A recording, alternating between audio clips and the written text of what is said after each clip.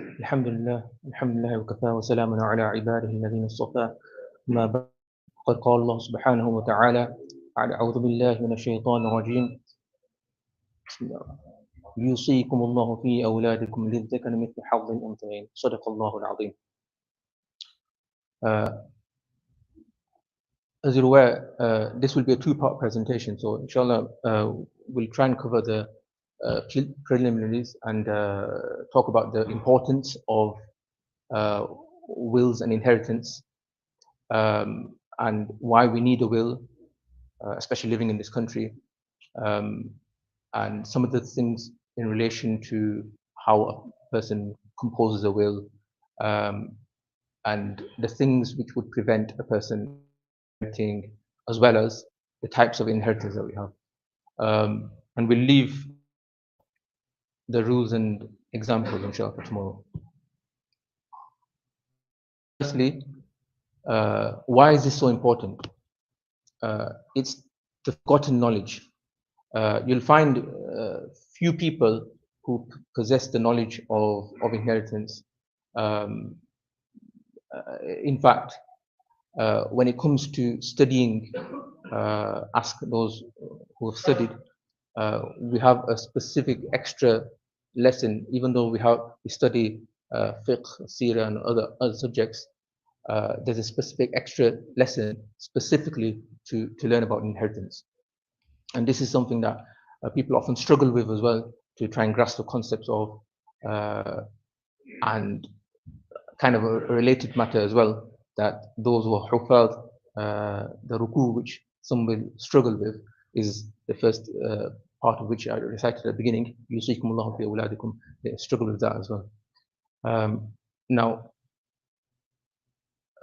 various is mentioned, ilm, half of knowledge, in effect, what occurs when a person is alive, and then what happens after they pass away.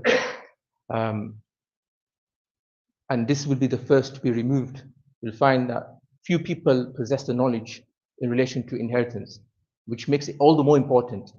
If it wasn't important beforehand, it becomes even more important, the fact that people are forgetting this knowledge, and it's the first thing to be removed. One thing to understand about inheritance that Allah subhanahu wa ta'ala mentions, فَرِيضَةٌ مِّنَ اللَّهِ, that it is fixed and ordained by Allah subhanahu wa ta'ala. So once a person passes away, that wealth no longer him or her. And now Allah subhanahu wa ta'ala has said that so and so will get this much, so and so will get this much, so and so will get this much. We don't have a choice in the matter. If we go against that, of course, we have violated the command of Sharia, just as in any other commandment of Allah subhanahu wa ta'ala. And there are punishments and warnings against neglect in this duty. One hadith mentions about an old man and a woman who were for 60 sana, for 60 years. But right at the end, يضاران في الوصية, in the wasiyah, they cause harm or injury. Imagine 60 years of worship all wiped out because of that one, the wasiyah right at the end of their life. So it's very important that we understand the importance of this subject, this topic, and make we fulfill the command of Allah subhanahu wa ta'ala. And this fixed by Allah subhanahu wa ta'ala, Allah subhanahu wa ta'ala actually mentions the different shares and portions in the Quran. Now, if you consider other types of ibadat, other types of worships and other things, commandments of Allah subhanahu wa ta'ala, for example, salah, right? The detailed rulings related to salah, we find that from the hadith. Whereas these are actually mentioned in the Quran, that shows all the more importance, how important these shares are. And imagine a person who claims to be a believer, and then he goes against what Allah has revealed in the Quran. So after death, there are 4 steps. So firstly, the funeral expenses. Even if a person is £1 million in debt, extreme example, even then, the thing that will be covered from his estate will be the funeral expenses. Each Muslim deserves a good burial. So the funeral expenses will be taken from the estate first and foremost. All his debts will be covered. If there's nothing left after the debts, if there's not enough to cover the debts, then it'll be based on proportion, and then this percentage, and each person will get how much they're owed according to that percentage. If there's nothing left after paying off all the debts, then no one inherits anything. The debtors obviously have their due right, and they come first. After that, then we fulfill the wasiyah. A person can make a wasiyah, which we'll cover in a short while. And if there's no wasiyah, if there's no bequest, the person has not made any wasiyah, then we skip this step. And then the final part is we distribute the inheritance according to the shares which has been fixed by Allah subhanahu wa ta'ala. Okay? So now wasiyah, this is the will or bequest. There's two main rules in relation to the wasiyah, which has been mentioned in the hadith. So one is la wasiyah lil warith. If a person is already an inheritor, then they're not allowed to be named in the wasiyah as a bequest. So, for example, the father, or the son is already an inheritor. So, if someone makes a wasiyah to their own father and son, then we'll ignore that because that's not valid. Okay. And then the other thing is that it can only be up to 1/3. والثلث and والثلث كثير. Nabi Sallallahu Alaihi Wasallam has mentioned that 1/3 is too much as well. 1/3 is the limit, a lot, which is why one of the Sahaba mentioned that it should be limited to 1/4, and we should do even less than that. But the maximum can be 1/3, but it should not exceed 1/3. But even 1/3 is too much, so we should try to limit that how much we give, because Nabi Sallallahu Alaihi Wasallam give the reasoning behind this is that it's better to leave our inheritors wealthy and looked at rather than leave them poor and destitute. We had the money, but we give all of that away in the path of Allah subhanahu wa ta'ala. We give in other, usually in the path of Allah subhanahu wa ta'ala, or to fulfill some other bequest or to give to someone else. And then we left our own inheritors poor. That doesn't make sense. Okay. Now, wasiyah, it's only in permissible wealth. Obviously, if a person leaves behind haram wealth, then we can't make wasiyah in that. And the person who we bequeath the wealth to must be alive. So if we made a bequest to someone who was alive at the time, and obviously then they passed away, then it doesn't pass on. That bequest doesn't pass on to someone else, to their inheritors. Someone could make a bequest and then cancel it later. So if it's cancelled, it no longer applies. And it's something that should be possible to own. It's a tangible, it's an item, it's wealth, it's considered wealth, it's something that you can pass on to someone else. Then you can make a bequest on that. But if it's for example, a title or something else, then that's not valid. The person who you bequeath the wealth to should not have killed the person who made the bequest, so you can prevent try and gain the bequest early on. And obviously it should be someone valid. Why do we need a will? There are a number of reasons. First of all, if we have something to bequeath, then we should make a will. And we should make that as soon as possible. In fact, in the hadith, it mentions that even 3 nights should not pass. Illa wa wasiyatuhu indahu maktuba. That the wasiyah should be written and with him in his possession. In fact, the Sahabi Ibn Umar who narrates the hadith, he mentions that when I heard this from Rasulullah Sallallahu Alaihi Wasallam, even 1 night did not pass when I had my will written. And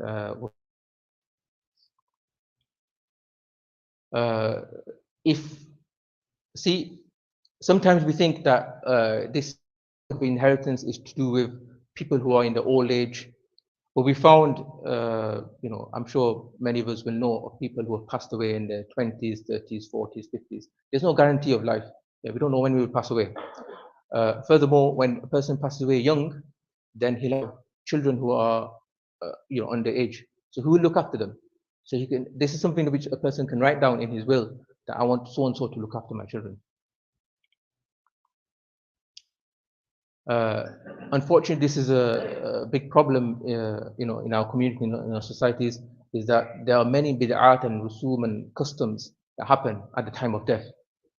If we know that this will happen in our family, then it's incumbent, it's wajib. So it's not a sunnah, it's not mustahab, it's wajib and necessary for us to write that in our wasiyah. So it's not just to do with wealth, it's also to do with giving advices and instructions.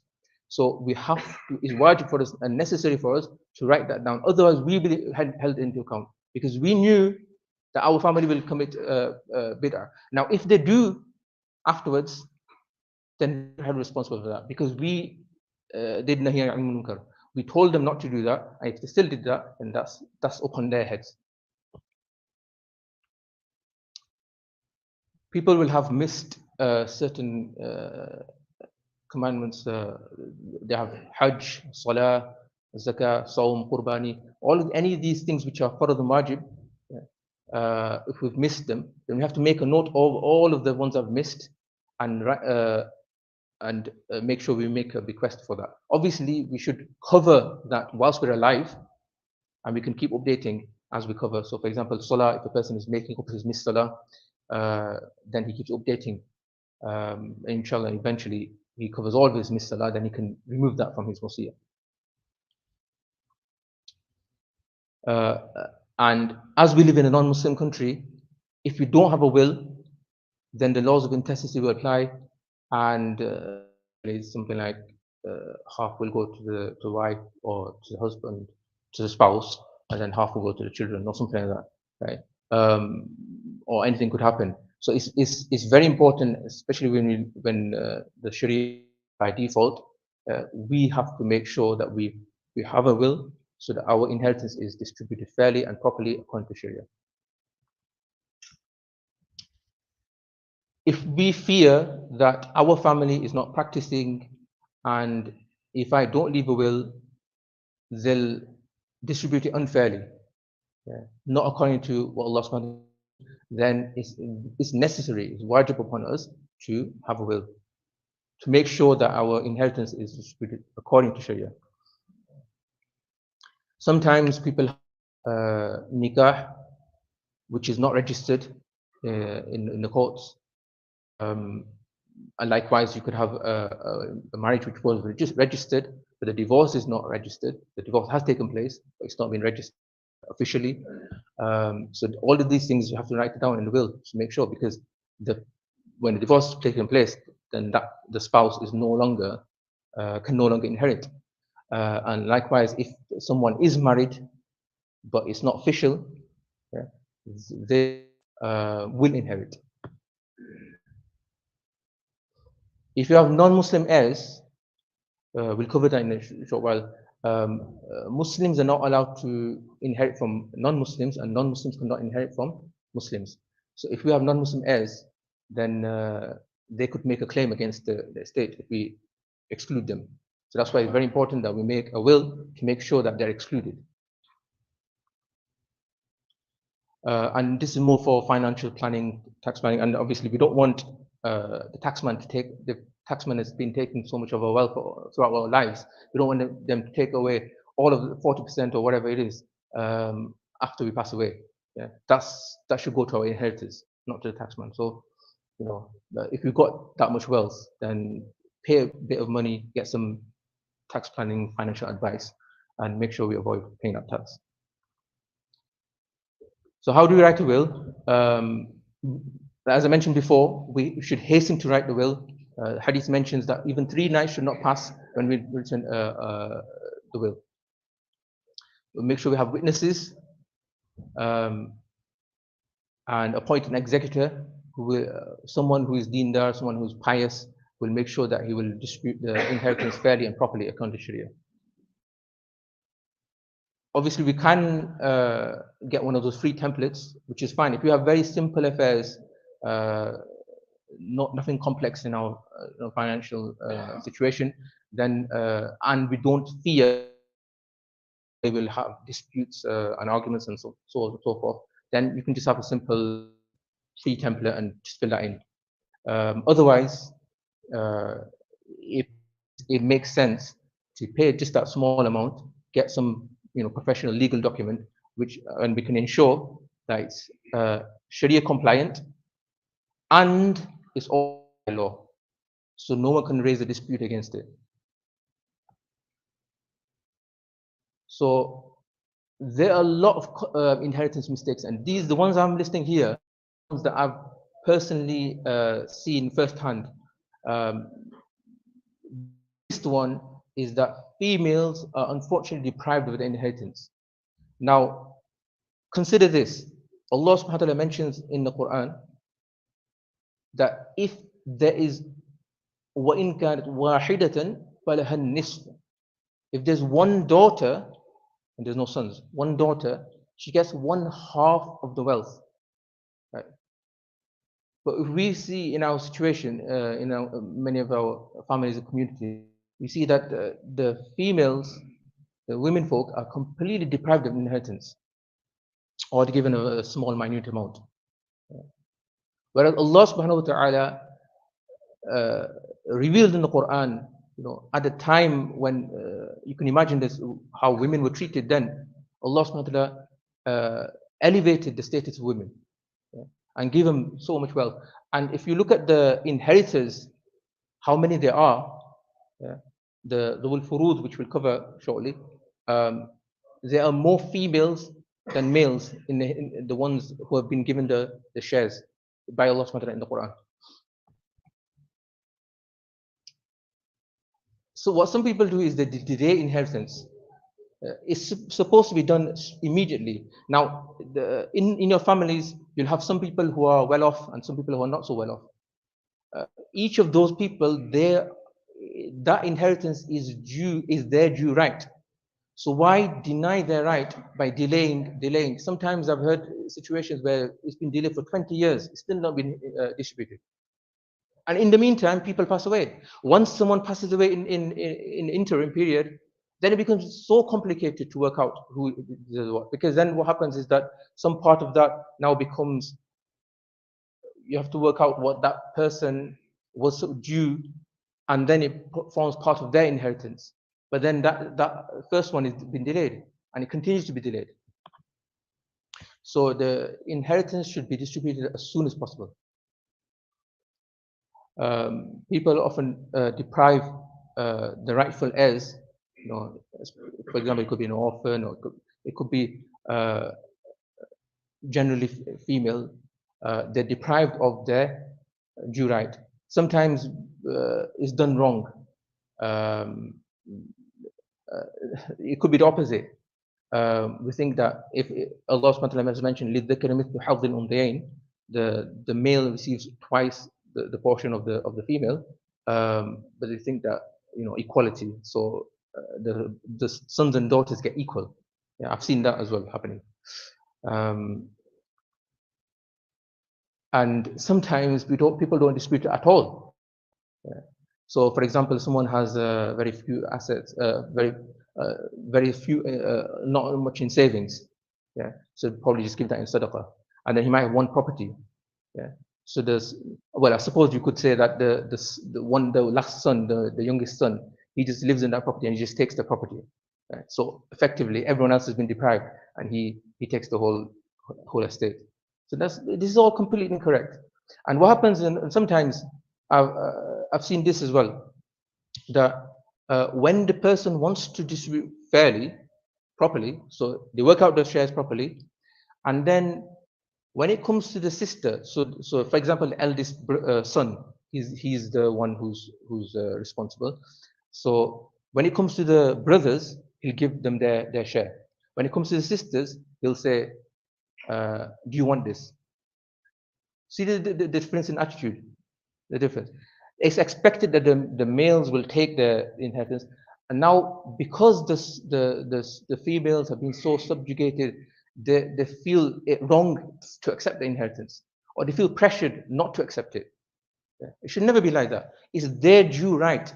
We must never deny the inheritors their due right. And there are many examples. Like one key matter, and this doesn't just apply to inheritance, but also applies to uh, zakah and qurbani, sadaqul fitr, etc. Anything where it depends on whether a person is wealthy or not, is extremely important to establish ownership. And when it comes to inheritance, it becomes even more important that we have to establish ownership of every single thing which is found in the house. And sometimes what happens is that we have a name on something, we have an account, but it might be that it's a joint account for convenience. Now we have to clarify, whilst the people are alive, who owns exactly how much. We don't say that, oh, it's family. And then there's no clarification. For example, a family business, the father started the business and he has 5 sons. The eldest son has been working in the family business for 20 years. The youngest son has only done 6 months, and then the father passes away. Now there's disputes and arguments. The eldest son is saying, I've been working for so long, you can't dispute it equally, and so on. So many arguments happen because we think that we can't discuss it because it's family, right? And it's all family, everyone's all happy. But then we have the disputes afterwards. So all of this should be done whilst the people are alive, right? And we make sure that we to such an extent, some of the pious people, if there was a pen in the house, you know who owned that pen. To that extent, if you have joint accounts, is it owned 50-50%? The house is owned 50%. If there's 2 names on the house, is it just for whatever reason, for convenience, or is it for legal purposes, or is it actually owned by both individuals equally 50-50%? Yeah. Or is there some other proportion? So all of these things need to be clarified. We must know exactly how much each individual in the household owns. Yeah, the husband, the wife, the children, everyone. So often people, who point fingers and say things against Islam, they'll say that why do males inherit double the proportion of females? So firstly, it's the command of Allah subhanahu wa ta'ala. We don't question it. We believe in it. What Allah subhanahu wa ta'ala has revealed, He is the knowledgeable and He is wise. Yeah. However, ulama have mentioned a few reasons. Firstly, the men are responsible financially. Even if a woman is wealthy, she is not responsible. Financially, she is not responsible for the household. It's the man who is responsible, fully responsible for the household, for all the expenses. There are actually more women inheritors, which I mentioned. There's 4 male inheritors and 8 female inheritors, which I mentioned, the Dhul Furud. Also, in some cases, males and females get equal shares, in some cases. And in some scenarios, females actually get more than males. Yeah. And not only that, you have to look at it from a holistic point of view. You have to look at it from all angles. That daughter is also a wife. She's also a mother. She could be a sister. Yeah? She'll inherit from all different angles, different places. So you don't just look at it in isolation, scenario. Yeah? She'll also inherit from other places as well. Yeah? So there's 4 things. For sake of completeness, I've listed all 4 things, but 1 and 4 you can probably ignore. Right? So like with the bequest, the killer, whether it's premeditated murder or even manslaughter, the killer cannot inherit. So he would otherwise have inherited, but if he killed the person who's passed away, then he cannot inherit. so that can prevent anyone trying to get the inheritance early. And also different religion. So from millatun wahida. So non-Muslims are all considered as one religion. They're all they can inherit from each other. But especially for reverts, a Muslim cannot inherit from a non-Muslim, and a non-Muslim cannot inherit from a Muslim. So there are three main types of inheritors. You have the Dhul Furud. These are the ones which are mentioned in the Quran. Their portions are fixed by Allah. Then you have the Asabat. These are the close male relatives. And finally, you have the Dhul Arham. These are the remaining, usually from a female connection. The Dhul Furud, their shares are fixed by Allah subhanahu wa ta'ala. And Allah subhanahu wa ta'ala mentioned these six fractions, these six portions. Nisf, rubu', so half, quarter, thumun, 1/8, thuluth, 1/3, and thuluthan, 2/3. Allah subhanahu wa ta'ala mentioned these in the ruku, for those who are familiar with those ayat. Now you have these five are the main ones. These five, they always inherit. Yeah? The father, the mother, daughter, the husband, wife, the spouse, they inherit. Now, they may inherit less or more depending on who else is also alive. But then the remaining ones from the Dhul Furud, they may, depending on whether these are alive. Now, who's missing from this? The son. The son is actually not from the Furud. He's from the Asabat, but he's actually the closest inheritor. And because of the son, many people would not inherit as a result. So, for example, if you have descendants, then the brothers and sisters will not inherit. And then the Asabat, what they do, they are the close male relatives, and they take all of the remaining wealth. So if there's anything left over, they will take all of that. And there's 4 categories. So very briefly, I'll just. So you have descendants first of all. So you go son, grandson. Now by grandson, it's the son's son, yeah, not the daughter's son. So the son, then the grandson, great grandson. You probably won't have great grandson, but yeah. So you go down, and if all of those are exhausted and there's none of those were alive or present, then you go to the ascendants, the father, the grandfather, so that'll be the father's father, yeah, not the mother's father. The father, grandfather, great grandfather, and so on. If there's none of those ascendants, then it's the father's descendants, yeah. And then finally the grandfather's descendants. Okay, so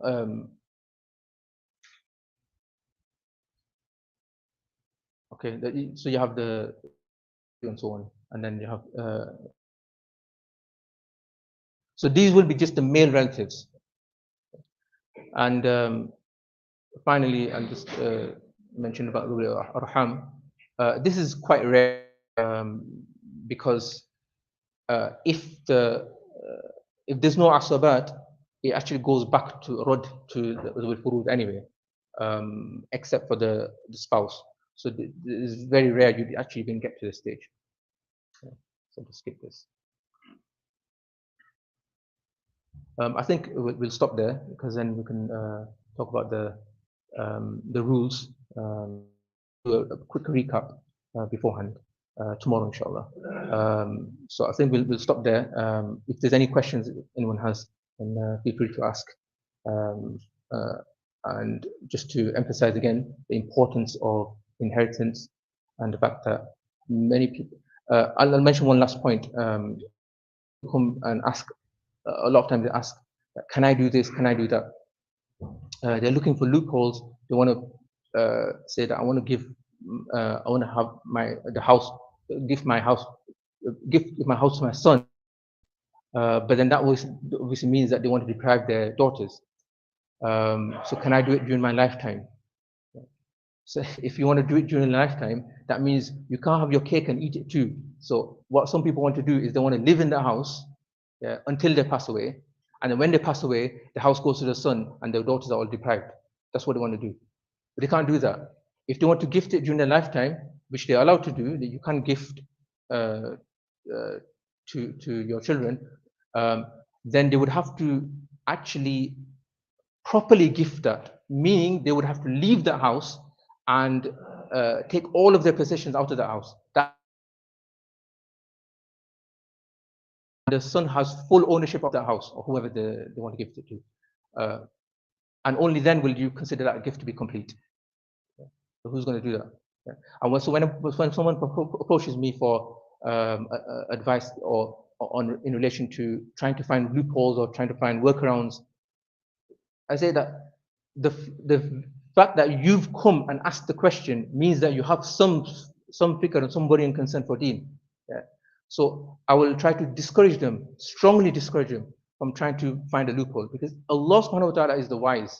Allah subhanahu wa ta'ala is the one who's fixed and ordained these shares. He knows who will benefit whom the most.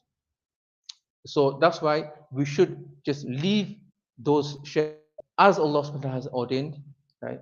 And not try to deprive our inheritors from their inheritors. So may Allah subhanahu wa ta'ala give us the true understanding. For tomorrow.